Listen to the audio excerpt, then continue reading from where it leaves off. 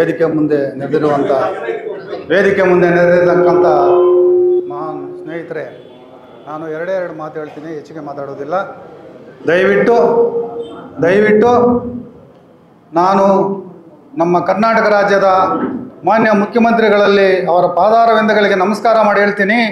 ST ಪಟ್ಟಿಗೆ ಗುರುಬರ ಸೇರ್ಪಡೆಗೆ ಮರುಯತ್ನ ಅಂತ ಇವತ್ತು ಪೇಪರಲ್ಲಿ ಬಂದಿದೆ. ಮಾನ್ಯ ಮುಖ್ಯಮಂತ್ರಿಗಳೇ, ದಯವಿಟ್ಟು ನಮ್ಮನ್ನು ಹೀನಾಯ ಮಾಡಬೇಡಿ. ನಮ್ಮ ಜನ ಬಹಳ ಬಡವರಿದ್ದಾರೆ, ನೀವು ಬಹಳ ಧನಿಕರಿದ್ದೀರಿ. ದಯವಿಟ್ಟು ನಿಮ್ಮ ಪಾದಾರವಿಂದಗಳಿಗೆ ನಮಸ್ಕಾರ ಮಾಡಿ ಹೇಳ್ತೀನಿ, ನೀವು ನಿಮ್ಮ 2Aನಲ್ಲೇ ಇರಿ, ನಮ್ಮ STಗೆ ತೊಂದರೆ ಕೊಡಬೇಡಿ.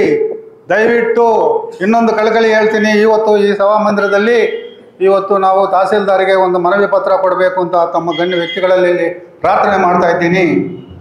ಒಂದು.